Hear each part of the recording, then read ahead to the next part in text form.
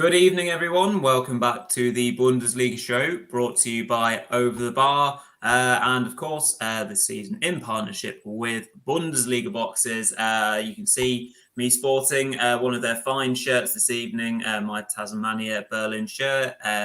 So if you haven't already checked out Bundesliga Boxes, go and check them out. They are a authentic German mystery t-shirt provider.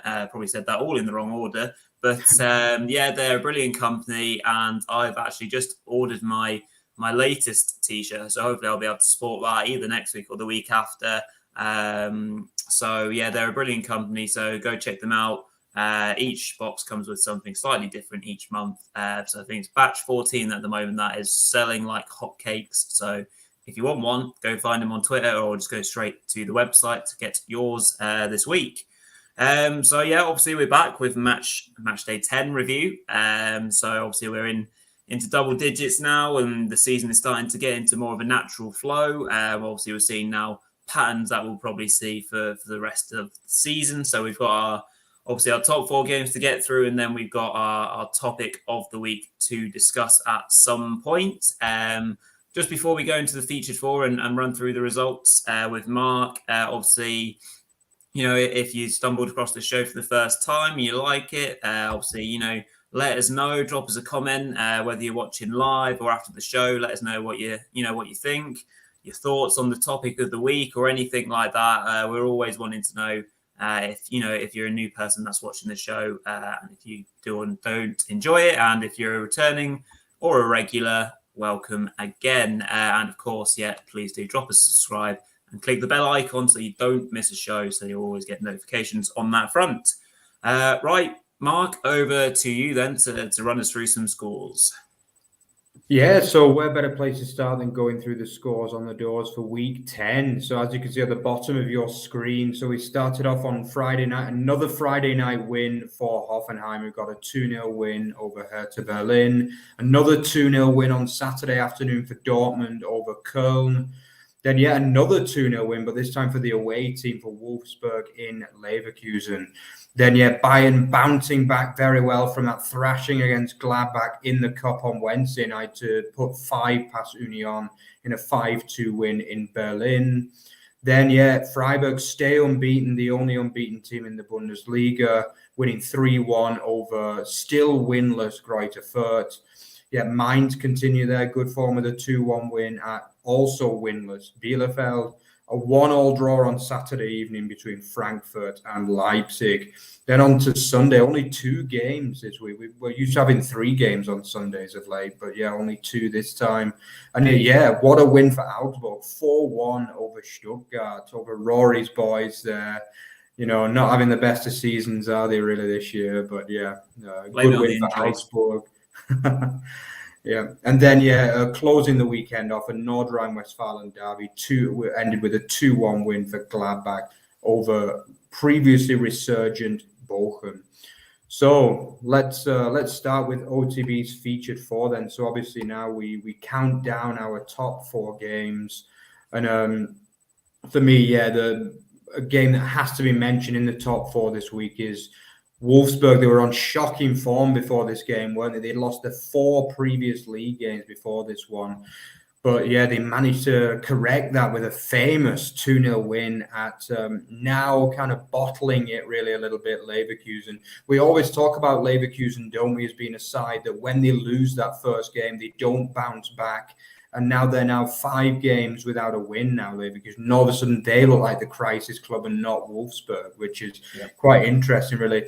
Obviously, some managerial news that we've got to mention about this game as well. I mean, for me, it was a massive shock. When I read this, Rory, I was just like, really? But Florian Kohfeldt has been given the Wolfsburg job on a permanent basis, as of last week.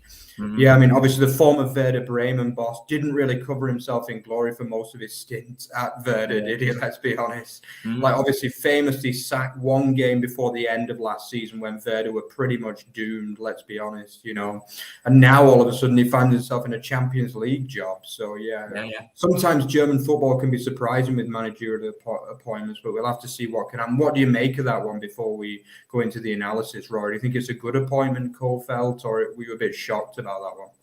Yeah, I was shocked because over the weekend I was on the stag do in Newcastle, and they were kind of showing the games a little bit on Sky Sports, and I kept on seeing Wolfsburg, and there was Kofeld there. I was like, are they showing the wrong manager or something? So obviously I clocked on eventually that he'd been put into the role, and yeah, very surprised. Like you said, from going from a struggling Werder Bremen side who ultimately he got relegated, and now he's in with a Champions League team who have got far better resources, far better squad at the moment, of course.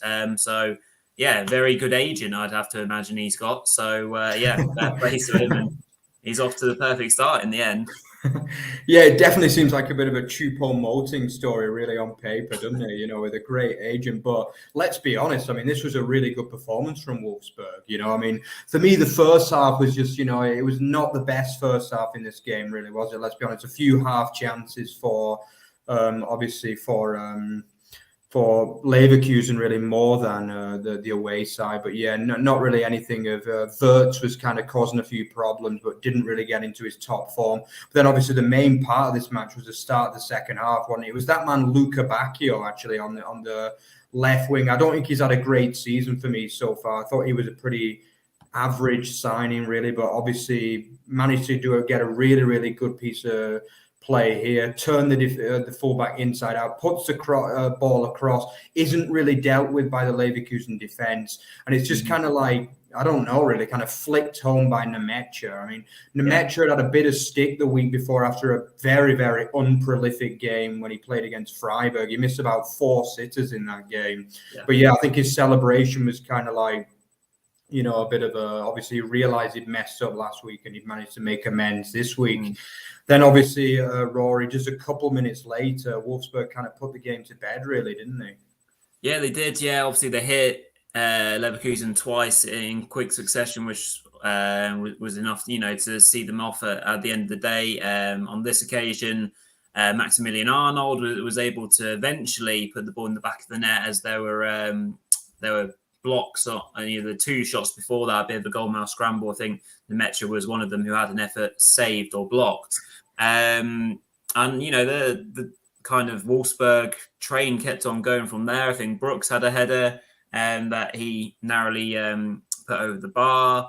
And it wasn't really until the introduction of someone who's had quite a good season so far in the Leverkusen shirt, in the shape of Paulinho, that Leverkusen really got into the game. I think Demir Bayer and Andrić all had chances and tested, the gloves of Castells in net, and they were presented a late opportunity back into the game, weren't they? As Lacroix, I think probably correctly, was given the straight red for the professional foul. Obviously, as it's called, where he tugs back Ilario.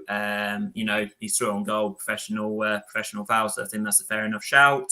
The penalty to boot, and Castells covered himself in glory this week, as I think you were giving him a bit of stick last week, Mark, or the week before, to be fair, about some of his performances. And he was back to his best with a good save, scrambling the ball behind for a corner, and obviously they were able to see it through from there. So yeah, you're right. In terms of Leverkusen, they now seem to be the latest club in crisis. On Gerard Sione's 43rd birthday as well on the weekend. So not a nice way for him to spend his birthday. And again, I pick up on something that you said just whilst introducing this game, Mark. I think you're right in the shape of that Leverkusen don't seem to react very well to when they lose that first game. They, the momentum stalls for a number of weeks. It seems to lag on and on and on. The confidence seems quite easily affected. And I thought that might be slightly different, actually, under the new head coach. So maybe there's a lingering thing there, or maybe they were just genuinely shocked about how easily Bayern dealt with them, and maybe they're suffering still from that game. But yeah, they didn't really turn up still in a game that I thought would be perfect for them in a way. The fact that they had a really struggling Wolfsburg team coming in for them. So yeah, great win for Wolfsburg and for Kofeld. It will be very interesting. We'll follow that kind of managerial relationship very closely here on the show. I think me and Mark will definitely be casting our steely eyes over that one. But yeah, a much needed win for Wolfsburg. So that kind of keeps them well in the hunt. I mean, now they're only now 1 point off the top four because of Leverkusen's struggles. So, it could be a good run for Wolfsburg coming up, maybe under a bit of a crest of a wave, perhaps. Yeah, you never know what can happen. Say they turn Salzburg over in midweek. Kofeld is going to be it's going to be kind of he's going to be seen as like the new messiah in the Wolfsburg. Like it just proves how quickly it can turn around. Like this was, let's be honest, it was a bit of a baptism of fire, really, in some ways. This game. But I mean, what a performance, really. Obviously, a little bit disappointing with Lacroix being sent off. His second red card of the season, by the way, already, and this was only his 9th game. So. Yeah, I think he's going to get a bit of a ban as well now. It's a pity because otherwise he had a good game, one of his better games of the season as well. Obviously, Leverkusen, a few injuries. Schick really has a big problem at the minute. He started the season so well, didn't he? But they expect him to be out for a matter of weeks. So who knows what's going to happen there on that one. But yeah, work to do for Leverkusen. And also the fans were less than impressed at the end of this game as well. They were booed off quite audibly, the Leverkusen fans, which just proves that, after what they saw in the first few weeks, they weren't expecting this run of form. Obviously, on top of being dumped out of the cup by Karlsruhe as well, which is not exactly ideal. I mean, they made a few changes for that game, but it's starting to go wrong at the minute for Soane, isn't it? And we know what happens. He can be a little bit trigger happy, Leverkusen. I don't suggest that the manager is under pressure just yet, but if they don't get a win next week in the last game before the next international break, then he's going to have problems. Do you know what I mean? Because we've seen this happen before many, many times for Leverkusen. They come flying out of the blocks and they just fall apart after one defeat, don't they? And it's like deja vu from last season, basically. But we'll have to see what happens anyway with them. So let's move on to the next game. It's that team Freiburg, isn't it? With their 6th win of the season already this campaign. But I mean, Greuther Fürth, what can we say about them? I mean, I was watching this game actually on the on the German TV, and I was just thinking they're doing all right for the first 20, 25 minutes. They were doing all right. And then just a kind of meaningless ball really comes into the box, doesn't it? It misses all the Freiburg strikers. And what is that man, Simon Asta, doing at all?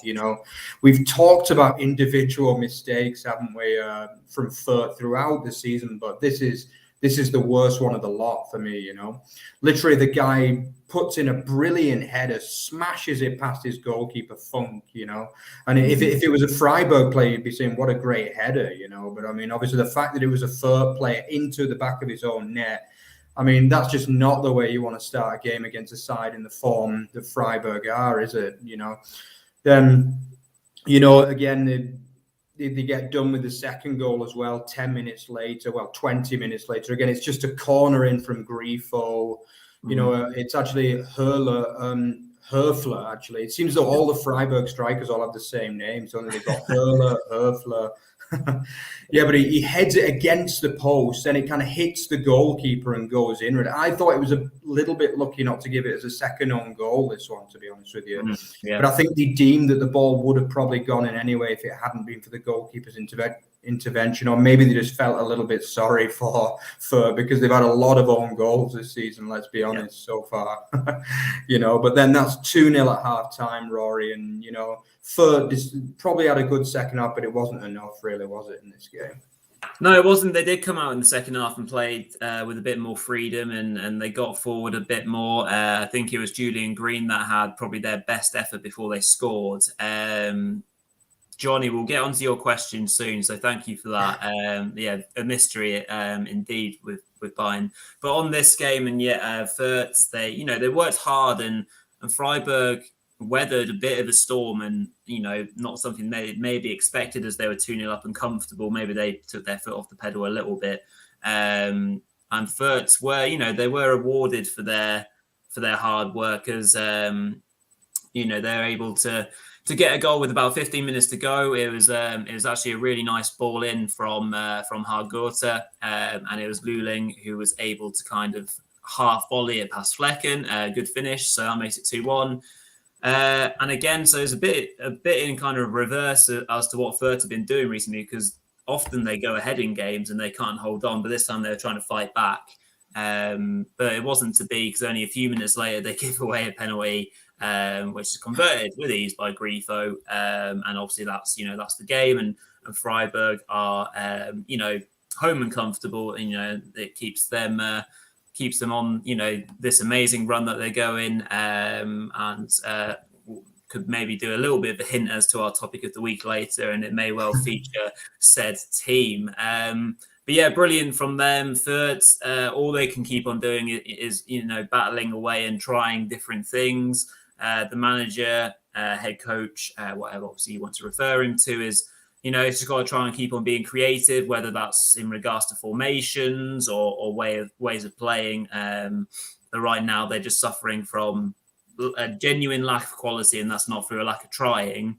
And then the individual errors, which are things that can be cut out, of course. Because obviously if you take out the first goal and then maybe the goalkeeper, can he save that? It's a 1-1 game.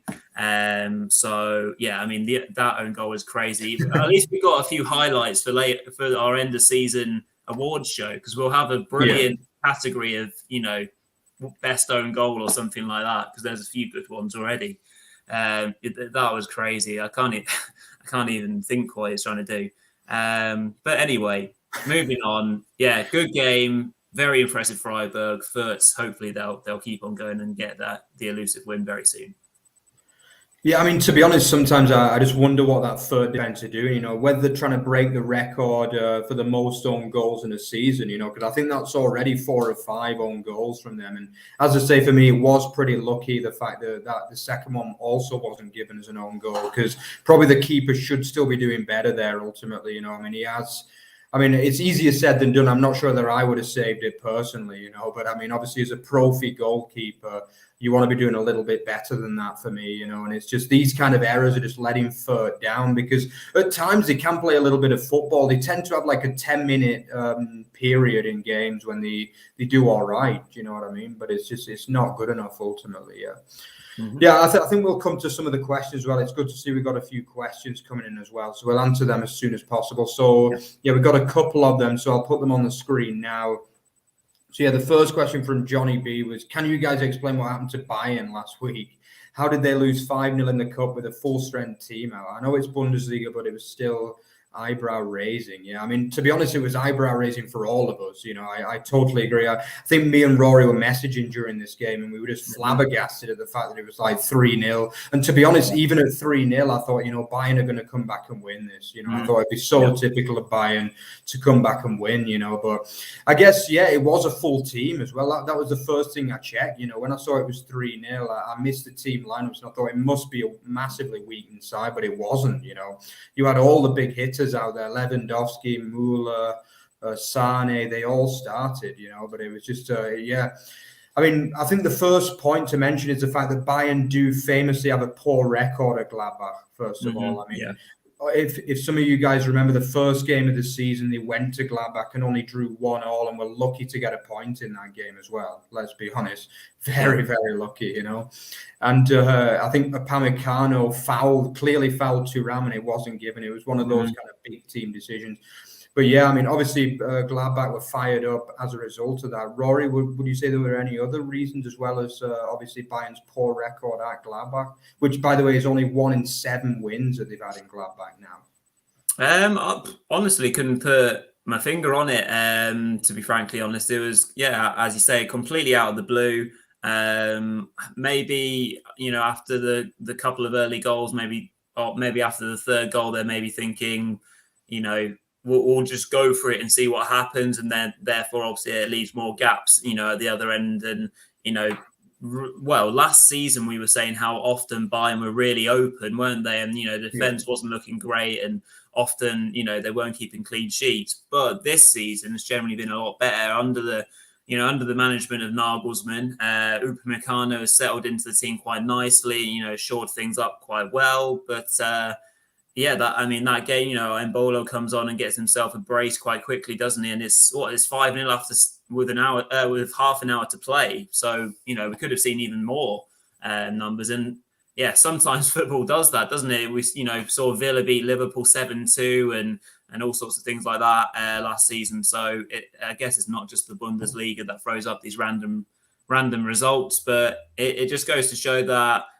with the Bundesliga or anything else like that, nothing's ever set in football, is it? So, it gives other teams hope, I guess, for the rest of this campaign. It means there's going to be another name on the Pokal this season. I know Dortmund won it last year, but, generally speaking, so that's great for the cup competition in general, which always has upsets. Brilliant cup to follow. Very strange one, but thanks, Johnny B, for your question. Yeah, you've got to remember also that Bayern were famously dumped out by Holstein Kiel, also with a full team as well last year. So you've got to remember in the German Cup, like everyone plays a full team as well. I think maybe the fact there's only one domestic cup is maybe the reason why, teams go strong, but pretty much everyone goes strong in the Deutsche Pokal, which is really, really good in my opinion. As Rory says, it's a competition that's well worth following. But yeah, Bayern's biggest defeat since 1978, I think in any of our lifetimes, incredible. Incredible result, really. Yeah. Let's move on to the next point as well. Yeah, we'll just get through some of these questions as well. David Navas says, do you think BVB Borussia Dortmund will lose badly to Ajax again this week in the Champions League? Yeah. I mean, obviously, I watched the first leg of that tie, and it was an absolute horror show from BVB.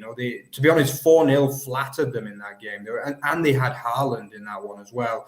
But I think we've got to be honest, we've got to give some credit to the opposition as well. I thought Ajax were absolutely brilliant in that game. It was one of the best performances I've seen from any team this season. And I think, obviously, Ten Hag is building another good side there. Obviously, after the first good side was kind of like pulled apart, wasn't it, with the likes of De Jong and De Ligt leaving.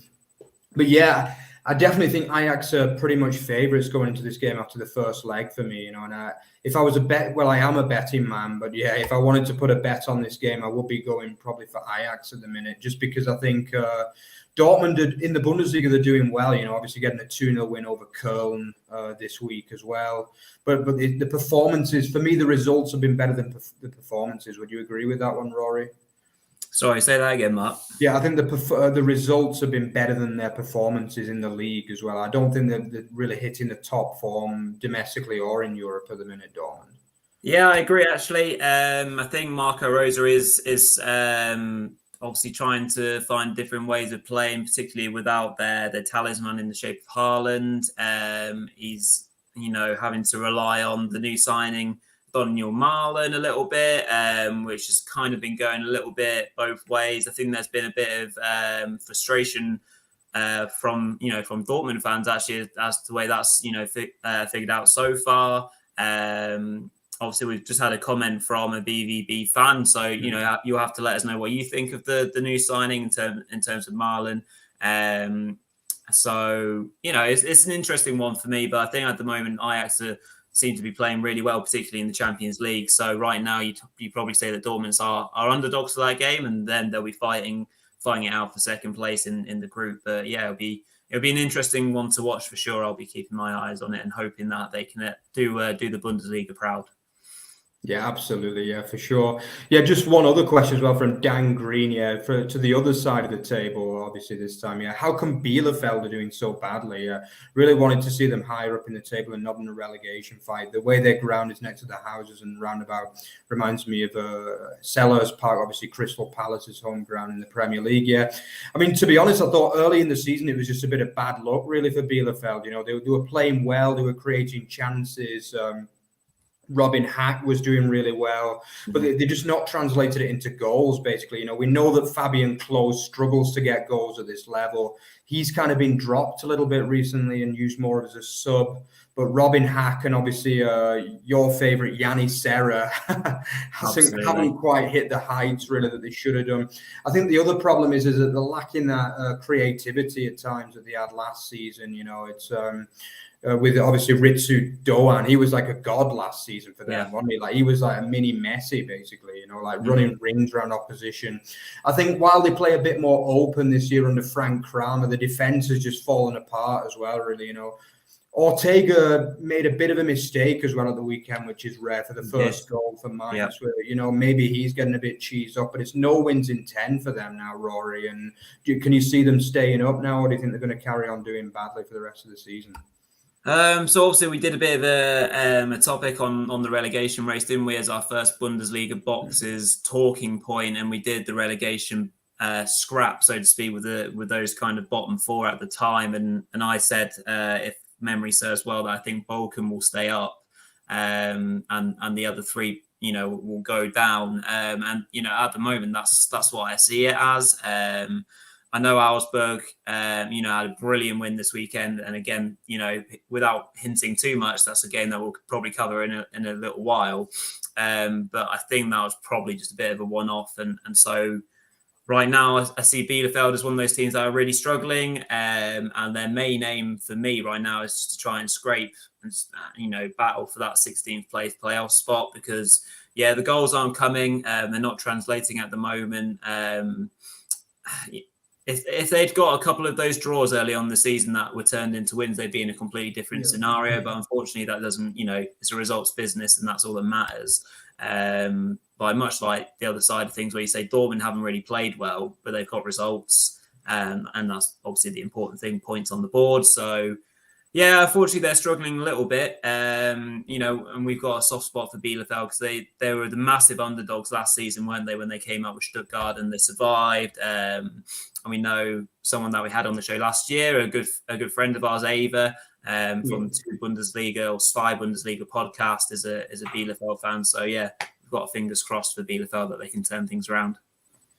Yeah, definitely. Yeah, just one other question as well. It's great that we're getting a lot of questions in today as well, so we'll make sure we get around to all of them. Chris Saunders said, will we see another managerial change before Christmas? I think for me, probably the obvious one there at the minute probably is Frank Kramer. It looks like a man, obviously the Bielefeld manager, Frank Kramer. He looks a little bit clueless at the minute on the bench. He's getting overly animated at times, and not in a positive way, to the point where you think, he's kind of stressing out his players a little bit. He complains about every single refereeing decision that goes against him at the minute, but in reality, his side for me were well outplayed really last week on Saturday against Mainz. And that's the kind of, I know Mainz are a good team, but that is the kind of game that they should have a chance of winning, and for me, they were well outplayed, even though they only lost 2-1. I think he could go. I think probably the other one at the minute you could be worried about is Sione as well at Leverkusen, because I like him as a manager, but they're one of those clubs, Leverkusen, that when things start to go badly, they just fall apart for the Werkself over in Leverkusen, And I just think that they've got problems at the minute, and then they've not looked good the last 3 or 4 games, really, let's be honest. Would you add any more to that, Rory? None kind of come to mind straight away. There's always the ones where you've got managers who are underachieving, whether there'll be a conversation over at Leipzig about the underwhelming start to the season, I guess, because they're effectively out of the Champions League already, although in a tough group. And obviously, at the moment, they're sitting in 8th place in the Bundesliga, which obviously is far from what their ambitions are. So, maybe there'll be a conversation about Jesse March in 5 games' time if their situation hasn't improved at that kind of predicted rate that you would think. Yeah. Okay. And just one final one about Haaland. Is it just me, or does Haaland look like a player that wants to leave this season? To be honest, I wouldn't agree with this one, in all honesty. I think he has had a few injury problems to me. That's been the problem, really. He's not played that many games. I think he's, correct me if I'm wrong, but I think he's only played 6 league games out of the 10 this year. He's missed quite a lot, but he has still managed to bang in a lot of goals and assists in that time. If any of you guys play fantasy football, you'll know that, you know what I mean? He's been banging in points. I think the problem is that BVB are perhaps a little bit too dependent on him when he plays, and I think when he doesn't play, they kind of work a bit harder in defence. That's one thing that I've noticed a little bit, because when you have a player like him in the team, you just think, well, he's going to score at least 2 goals a game, So, I don't know for sure, but for me, that's what I've noticed. The last few games, I've seen a bit more, they're working a little bit harder since he's been injured, really. But for me, his performances have still been world class for me, Haaland. Would you agree with that, Rory? Yeah, well, his quality is there, obvious for everyone to see. I think he's just one of those players that gets visibly cheesed off, for want of a better word, whilst not wanting to curse on the air, with players around him. Because let's face it, there's not many players on the same level as him, are there? He loves. I think he had a great relationship with Sancho, and that would have affected him. I think he's building a similar rapport with Bellingham, because you can see Bellingham on a similar trajectory right now, with regards to Bundesliga stars. And I think, just sometimes he gets a little bit hacked off about maybe the service or goals conceded, or whether he gets enough of the ball during a certain game. So I think I understand what Ben's saying. Definitely, I think it's maybe been a little bit more obvious this season with regards to how frustrated he's been, and maybe that's just because he's more comfortable at the club and he feels they can do that, and he knows its value, let's be honest. So I think he'll always play for the badge. He's a very proud player, and I think, without signing too ominous, I think we'll know that he'll be going elsewhere fairly soon, but hopefully not for the Bundesliga's sake, and we love him in the Bundesliga and for Dortmund. So fingers crossed he stays at Dortmund for many, many years to come. Absolutely, yeah. So let's continue with our countdown then. So we just finished doing Freiburg v Fürth. Our number 2 is actually, we couldn't kind of ignore that. The Union 2 Bayern 5 game, really. It was just one of those crazy games, really, wasn't it? I mean, I think I said in my predictions that whenever Bayern lose a game, it's curtains for their opposition, basically. Yeah. I mean, obviously we did see them lose in midweek. The previous time they lost a game against Frankfurt, they bounced back with a 5-1 win at Leverkusen, which was being kind of, let's be honest, that game was 5-0 after about 35 minutes. So Union did a little bit better here than what Leverkusen did that day. But yeah, with regard to the game, I mean, for me, the penalty, I don't know, when I first saw it, I thought it was a little bit soft. I mean, to be honest, I think it would have hit his head, and the guy was, Sane blasted the ball, obviously, at Peter Jackel's head. For me, if he'd not have kind of blocked it with his arm, it would have pretty much taken his head off. Do you know what I mean? So for me, it was more of a natural reaction, that one. And I think there was almost no distance between the ball and his hand. And I think, according to the rules, he probably has to give a penalty, but I always think those ones are a little bit harsh for me. Would you agree with that, Rory, or do you think it was a stone wall of that one? Well, like you said, when you first see it, you probably are thinking, is it a bit harsh? But when it's slowed down, it looks pretty obvious to me. I know he's sliding for the ball, so it's quite hard to control your hands, because you can't just slide with your arms behind your back, can you? Because it's just not a natural thing to do. But that's where we are with football right now. So for me, in footballing terms right now, it's a penalty. Yeah, definitely. I pretty much agree with that. Yeah, but I think obviously in past times, for the hardcore of us out there, it was a soft penalty. But yeah, I mean, just a few minutes later, obviously Lewandowski takes a free kick, doesn't he, from just outside the area, curls in a beautiful free kick, out of the reach of the goalkeeper. That's already 2-0. Then I think Sane, he's had a few problems with his finishing, really, hasn't he? I think there's nothing wrong with his performances, but he doesn't seem to be finishing very well, Leroy Sane, this season. He had a couple of great chances, brilliantly saved by Luther in the Union Berlin net. But yeah, it wasn't to be denied when on 35 minutes. It was actually a really good goal, to be honest. Kingsley come on with the original ball, then an excellent assist from assist king Thomas Müller. At first, it kind of looks like poor defending, doesn't it? But when you look at the replay, was hot box from Müller, and basically Sane can't miss. He just kind of taps it in. To be honest, he wasn't far from missing, really, was he? It kind of nicked in underneath the bar. Yeah, just before half-time, though, Union showed their quality, didn't they? I mean, for me, this was brilliant work from Haraguchi. He had a brilliant game in this match. Another brilliant Japanese player in the Bundesliga this year. Some great footwork from him to put the cross in for Gieselman, who, he's been one of the stars of the season this year. He kind of smashed it. It hit Neuer and just kind of went in off the post. So that's 3-1 at halftime to the Bayern. And let's be honest, the second half was just as open as the first one, really, Rory, wasn't it?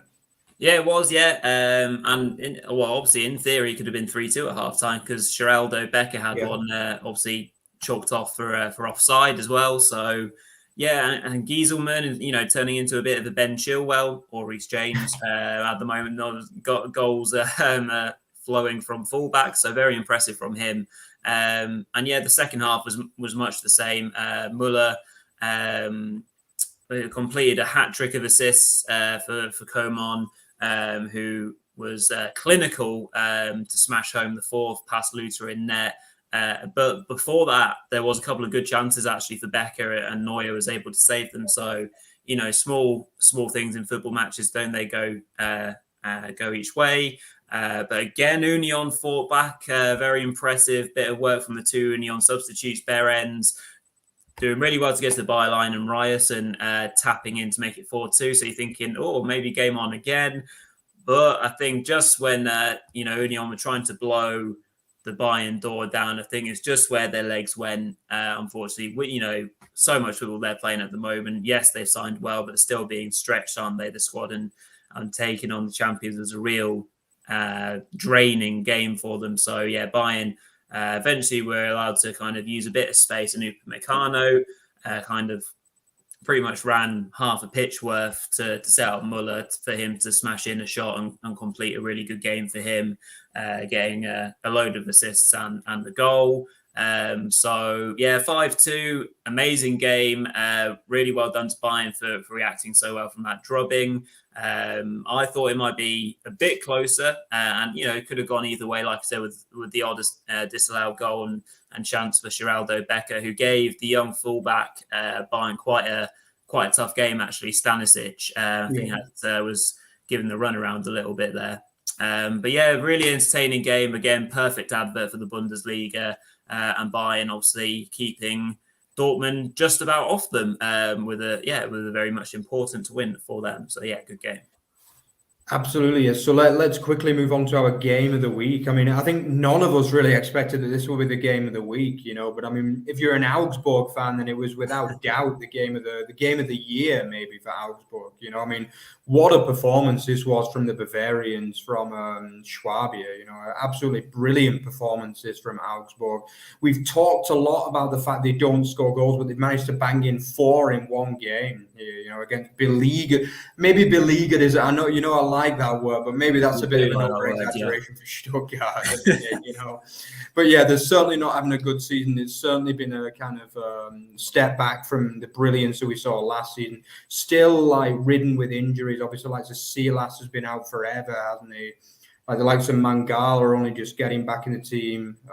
There's a lot of Kamadzic is still injured as well, so it's just not going for them at the minute. Kaladzic, sorry, is still injured. Yeah.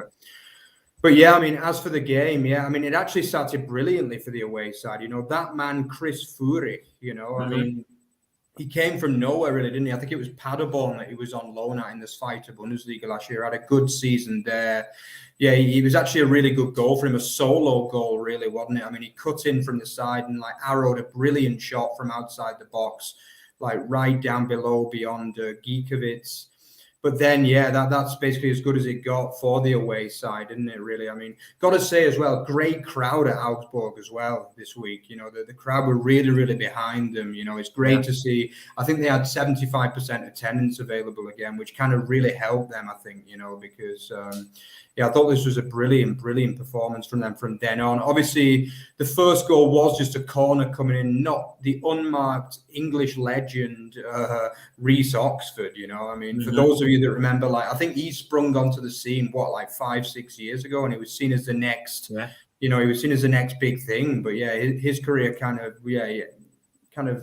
I wouldn't say downward spiral, but he's rocked up at Augsburg, hadn't he? And he managed to bang in the equaliser here. But so it's 1-1 at half time, and then Rory, your boys just collapsed, didn't they? Basically.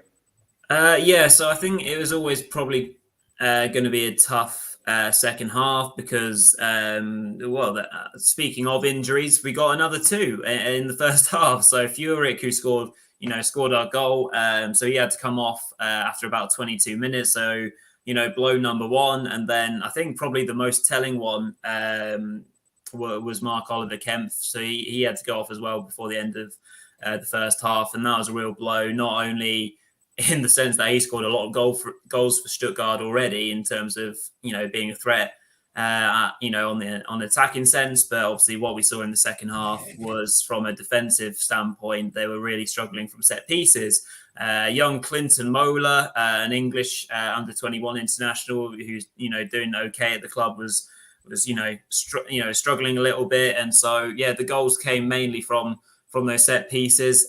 So the second one is a corner that's not really cleared very well. And the Augsburg captain, Guileu, was able to kind of nod in past Bredlu. I'm hoping that's about right. That's one of the worst names. I was thinking about that one. I hate one of every time he scores to pronounce in the Bundesliga, and there's a every lot of time he scores, I'm absolutely bricking it about saying his name. But maybe that's the best one I've ever done. So that's 2-1. Stuttgart didn't really have much to offer, and it was mainly the home side that were really going for it. They probably, realised that this is a perfect opportunity to get a big win, and they did so. Niederlechner, off the bench, managed to get another goal, which came as a result from a long free kick that wasn't cleared. And then Finn Bogerson, a kind of name that sometimes gets forgotten about, scored his first goal in over a year, I think. So, great win for Augsburg. Again, I'd be intrigued to think or hear from an Augsburg fan, because from my point of view, they took advantage out of a great situation, the fact that they had a struggling Stuttgart team who were then hit by injuries, and the situation unraveled as such. From my point of view, I've highlighted the comment from our Dortmund fan below. I very much agree. Obviously, missing Kalajdzic, absolutely. Sousa doesn't have anyone to hit in the box, absolutely correct. We've kind of messed around with different strikers and different kind of options at the moment. Shape of Marmoush, I think he's injured again. Now the new lad that we got in from Wolfsburg, and El Gadawi as well. He hasn't really done it, has he? So there's a lot going wrong in terms of the medical, kind of treatment table right now for Stuttgart, and it's not getting any easier, like I said, with the 2 injuries in the first half. So unfortunately, it looks like a season of struggle, and maybe being drawn into being that 5th team in a relegation scrap, because we're looking a bit light on our feet right now. So we'll have to see what happens as the season goes on. Great win for Augsburg. Obviously, the key thing is now backing it up, getting a couple goals and following up that confidence, maybe with one more win before the international break comes upon us again. But great win for them. Most important win of the weekend. Absolutely, yeah. I mean, obviously, we've seen with Augsburg, they're so up and down with performances, aren't they? I mean, they've not always been bad this season. They have kept 3 or 4 clean sheets in the 10 games, but obviously, it's very rare that they bang in 4. I can't ever remember since we've been doing the show, Rory, that Augsburg have banged in 4 in a game. So, definitely a weekend to enjoy for Augsburg and not to enjoy for Stuttgart. Okay, so that kind of ends our OTB's featured 4. So let's continue the show with the Bundesliga Boxes talking point of the week. Yeah, I mean, I've been wanting to do this talking point for a few weeks, haven't I, Rory? Because I think this team deserve a lot of credit, like so much credit when you consider the budget that they've got, obviously, and that team is indeed Freiburg. I mean, we want to talk about, can Freiburg keep up the Champions League push? Because I mean, some people watching at home might be thinking, Freiburg Champions League, how's that possible? But then just a quick look at the table will tell you it is very, very possible as things stand, because they stand a whopping 6 points clear of 5th place at the minute. They're in 3rd place. The only unbeaten side in the Bundesliga with 6 wins out of 10 and 4 draws. 6 points clear with a much better goal difference than Mainz, who are in 5th at the moment. I mean, what a season it's been under Christian Streich, hasn't it? I mean, I'll put the question over to you, Rory. Can Freiburg keep up the push, or do you think this is just a run of form which will end eventually?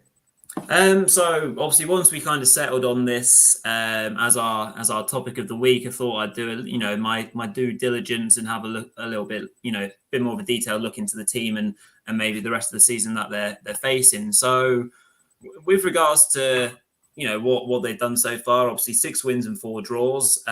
Generally speaking, they've all been against teams that right now, in the way that this season's shaped up, you say fair enough. That's probably a game they should win. obviously, this has included wins over Dortmund and Wolfsburg. So that's very impressive in itself. A draw with RB Leipzig, which they probably should have won in fairness to them. So very impressive statistics from that point of view. They're incredibly well led by Christian Streich. Maybe we'll kind of refer to that shortly. But the way that their fixtures are kind of grouped together, it looks really presentable, actually. So they've obviously got Bayern this weekend come in. So obviously that's very, very hard. And then the next three or four games are quite nice. And then they go for a little bit of a rough patch again in terms of the teams that they have to play, like playing Dortmund again and Wolfsburg and teams like that. So that'll always be tough. But again, the way that the fixtures obviously are mirrored, it looks like their season could, go a really nice flow if they keep up their form, and if they're not hit by too many injuries, because that's maybe one thing that will be interesting to see how they react to, and I'll get onto that in a second. But yeah, right now it looks like the fixtures are well set for them, and I believe if they keep on going at the rate they are, there's absolutely no reason why they can't keep up this push, and it looks like they're a really good shout for Champions League football. The reason why I say how well will they kind of deal with injuries and things like that is that so far they've only changed their starting 11 13 times in 10 games. So realistically speaking, that's not really a lot of times that they've had to change the team or want to change the team. So they've kept consistent. All their players in that regard are doing really well. So that's excellent from that point of view. But will they be tested later on the season when, maybe the squad will get a bit thinner, and if they get some more injuries and fatigue sets in later on the season, if they can't play the same 11 as consistently as they seem to be doing at the moment. So that's been quite interesting for me. So Mark, obviously, one thing that for me might be another thing that potentially stops them, Freiburg, from this good run of form and staying in the top forward would maybe be having that clinical out-and-out goal scorer. Because right now, the goals are very much shared out. I think they scored 17, 18 goals. And the top goal scorer, so the top goal scorer amongst that is Grifo with 3. So with that in mind, that's obviously massively spread out. I think Holler's got 3. I think there's a couple more on 3/2. So is someone like Dermirovic, the person who needs to step up, in your opinion? I don't know. I think Demirovic, he's not really been playing that much this season, because I think they've gone for the more fluid style. I think obviously Demirovic was a central figure last season when I would say that Freiburg were a little bit more direct. Mm-hmm. I mean, obviously another interesting thing is the fact that Salah has been injured the last few games. Well, he's kind of widely seen as their big player, Roland Salah. Yeah. I mean, for me, he probably is overall their best player, but he's been injured, I think, since the last international break. So he's missed the last 2 or 3 games. I mean, the fact Woo Yeon-jong, the young South Korean, has been brilliant replacing him. He's been outstanding. I think Hurler has really stepped up. He's kind of replaced Demirovic as the number 9 as well. Höfler as well. Obviously, he got the second goal of the weekend from the wing.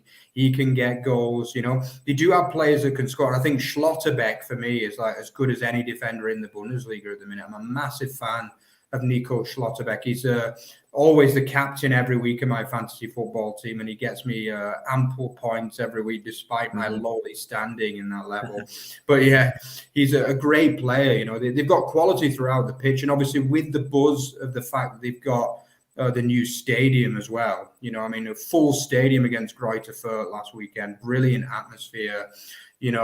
I mean, you've got to remember that Freiburg, what a lot of people don't realize about the club is the fact they were very, very close to qualifying for the Champions League 9 years ago, actually, as well.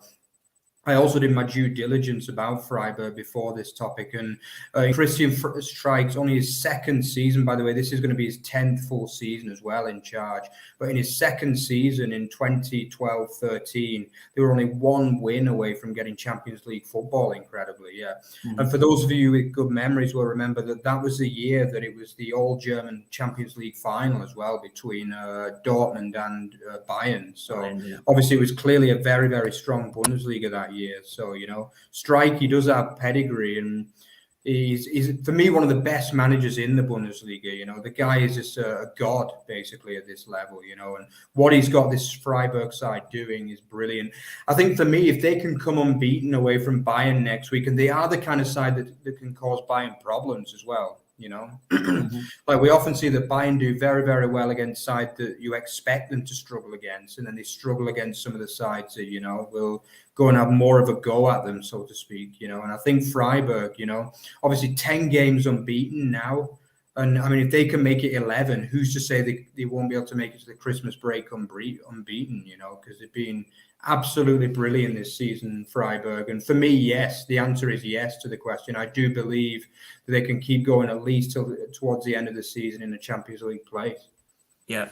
Just very quickly, I would say, again, it'll be interesting to see how they react to their first loss. Let's hope they don't do a bit of a Leverkusen or a Wolfsburg and kind of capitulate in that regard. I don't think this Freiburg side will, to be frankly honest. So, yeah, that'll be another thing to keep an eye out for. But I think that pretty much rounds up that question, that topic. So thanks very much to everyone who's joined us this evening. Really loving the interaction we've had tonight. Brilliant questions. So that's been really entertaining. So thank you guys. You've made this an excellent show this evening with your interaction with us. Gone on a little bit longer than our last few shows have done, but you know, we absolutely love doing that when we've got the questions to ask. That's exactly why we've kind of done this bit more kind of efficient way of doing our shows, to leave time for some questions. So thank you all for watching tonight. It's been brilliant. So Mark, shall we round up and close the show? Absolutely. So yeah, remember guys, some new guys as well watching as far as I can see. So yeah, remember, check out our Twitter at @OverTheBarFB and at @OverTheBarExtra. We also go live onto Twitter as well nowadays. So hopefully some of you guys are joining us from that stream, which is great.